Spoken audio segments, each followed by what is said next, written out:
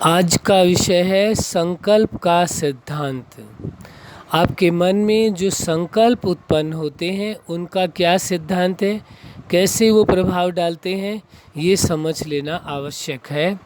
तो संकल्प का सिद्धांत, जो भी आपके मन में संकल्प उत्पन्न होता है ये समझ लेना चाहिए कि वो संकल्प प्रतिबिंबित करता है। जैसा आपके मन में संकल्प आता है वैसा प्रतिबिंब आपके अंदर आ जाता है। उसी प्रकार का जो संकल्प आया, मान लीजिए उदाहरण के लिए आपके मन में कोई फल खाने की इच्छा है, किसी भी फल के विषय में आपने सोचा कि मुझे ये फल खाना है, उस फल की आकृति आपके मानस पटल पर तुरंत आ जाएगी।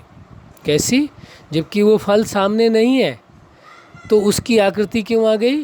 क्योंकि जो संकल्प उत्पन्न हुआ वो संकल्प प्रतिबिंबित करता है। वैसे ही जो संकल्प आया जैसा वैसा प्रतिबिंब आपके मानस पटल पर पैदा कर देता है।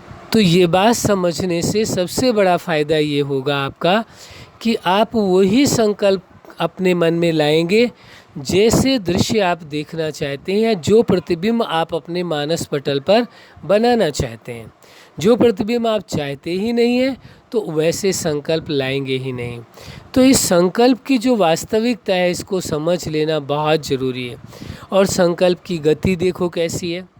क्या कहेंगे संकल्प की गति? संकल्प की गति कोई सीमित नहीं है। आपका जो संकल्प है 1 सेकंड के कम समय में पूरे विश्व का भ्रमण करके वापस आ सकता है। आज तक दुनिया में संकल्प की गति का आकलन नहीं हो पाया है कि संकल्प जो आपका मन का विचार है, या मन कहें या संकल्प कहें, उसकी गति कितनी तीव्र है। मन की गति आप कह सकते हैं या संकल्प की गति कह सकते हैं, एक ही बात है कि उनकी गति कितनी तीव्र है कि 1 सेकंड के पहले पूरे विश्व की परिक्रमा लगा करके आपका मन आपके पास आ सकता है, यानी वह संकल्प आ सकता है पुनः वापस। इतनी इसके अंदर क्षमता है। इसलिए इस सत्य को समझ लेना आवश्यक होगा, मन की गति को समझ लेना आवश्यक होगा, और मन में उठने वाले संकल्प यानी विचारों को समझ लेना होगा। जो भी विचार मन में आते हैं, जो भी संकल्प मन के अंदर आते हैं, उनसे संबंधित वैसा ही प्रतिबिंब आपके अंदर बन जाता है। इसलिए ये आवश्यक हो जाता है कि आप अपने अंदर जैसा प्रतिबिंब बनाना चाहते हैं, कैसा, जैसा भी अपने मानस पटल के अंदर प्रतिबिंब बनाना चाहते हैं, वैसा ही विचार या वैसा ही संकल्प आपको अपने मन से करना होगा, उसके अगेंस्ट नहीं। अब मान लीजिए बहुत अच्छी प्रतिमा आप अपने मानस पटल के अंदर अंकित करना चाहते हैं और संकल्प या विचार आप मन में दूसरी प्रकार का कर रहे हैं, तो जिस प्रकार का आपके मन में संकल्प आता है उससे संबंधित ही आपके अंदर वो दृश्य बनेगा और वही सीन आपके मानस पटल पर दिखाई देगी। आपको वही प्रतिबिंब आएगा, दूसरा नहीं आएगा। आप ये सोचो कि आपके संकल्प में यानी विचार में कोई दूसरा दृश्य हो और आपके मानस पटल पर या आपके अंदर मेमोरी में, याददाश्त में, आपके मेमोरी में कोई दूसरा दृश्य अंकित हो जाए, ऐसा नहीं होगा। वही होगा जो आपके मन में संकल्प उत्पन्न हुआ है। जो आपके मन में संकल्प है वही संकल्प प्रतिबिंबित होगा और वही आपके अंदर प्रिंट हो जाएगा या मेमोरी में भी फीड हो जाएगा। ये समझ लेना परम आवश्यक है। इससे सबसे बड़ा फ़ायदा ये होगा कि जो दृश्य आप अपने अंदर नहीं लाना चाहते हैं तो उससे संबंधित विचार नहीं करेंगे। अब दृश्य यदि आप चाहते हैं सुखद और वह विचार आप ला रहे हैं दुखद वाले, दुख के वाले, तो फिर क्या होगा? दुखद घटनाएं ही, दुखद सीन ही आपके अंदर आ जाएंगी। और जो दृश्य दुखद आपके अंदर आ जाएंगे तो फिर क्या होगा? उसी से संबंधित फिर विचार पैदा होंगे। तो किसका नुकसान होगा? आप दुख की अवस्था में नहीं है, आपके साथ कोई ऐसी घटना नहीं घटी है जिससे आप दुखी हों, लेकिन जो आपका विचार है, जो संकल्प है, ये प्रतिबिंबित करता है। आप दुखद घटनाओं के बारे में सोचने लगे, वैसे संकल्प करने लगे, तो निश्चित है कि आपका अंतःकरण दुखी हो जाएगा। इसलिए वही विचार अपने मन में लाएं जिन विचारों से संबंधित आप प्राप्ति चाहते हैं, खुशियाँ चाहते हैं, सुख चाहते हैं, आनंद चाहते हैं, सफलता चाहते हैं, स्वतंत्रता चाहते हैं।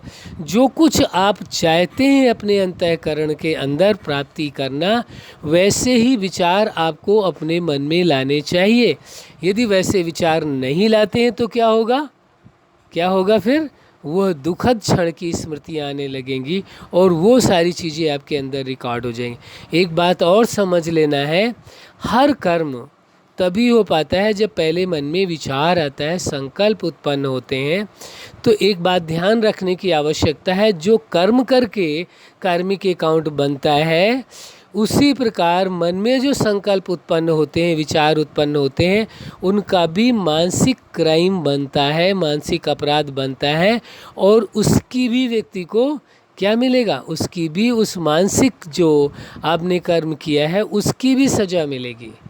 उससे भी बच नहीं सकते। सज़ा कोई देने वाला और होगा या नहीं होगा वो मायने नहीं रखता है। मायने ये रखता है कि ये कर्म का सिद्धांत है। चाहे शारीरिक रूप से या मानसिक रूप से जो भी विचार आपके अंदर चलेंगे, जो कुछ भी कार्य आप करेंगे, उसका फल आपको लेना ही होगा। ये कर्म का सिद्धांत है। उससे आप ये नहीं कह सकते कि हम स्वीकार नहीं करेंगे, ऐसा नहीं हो सकता है। इसलिए इस सत्य को समझ लेना है, मन में जो आपके अंदर विचार उत्पन्न होते हैं या संकल्प उत्पन्न होते हैं, वो क्या करते हैं? वैसा ही प्रतिबिंब आपके अंदर ला देते हैं। वैसा ही, जैसा विचार है वैसा ही। तो यदि आप अपने आप को, अंतःकरण को एक शुद्ध बनाना चाहते हैं, बदलना चाहते हैं, तो क्या करना पड़ेगा? वैसे ही विचार लाने होंगे, वैसे ही भावनाएं लानी होगी, ताकि आपके अंदर क्या परिवर्तन आ सके। तो जैसा आप चाहते हैं वैसा अपने आप को बना सकें, इसमें ये आपके लिए सहायक होगा। ये बहुत ही सहायक होगा सिद्धांत। तो स्पष्ट आप समझ चुके होंगे कि मन में जो संकल्प उत्पन्न होते हैं वो क्या करते हैं? प्रतिबिंबित करते हैं, वैसा ही प्रतिबिंब दिखा देते हैं। इसलिए इस बात का विशेष ध्यान रखना आवश्यक है। अच्छा, आप अपने जीवन में सफलता के शिखर तक पहुँचें और मन में उठने वाले संकल्पों के सिद्धांत को जान करके अपने आप को सुरक्षित रखें, सुखी रखें। यही हमारी हार्दिक शुभकामनाएं है। सदा खुश रहें, मुस्कुराते रहें। धन्यवाद।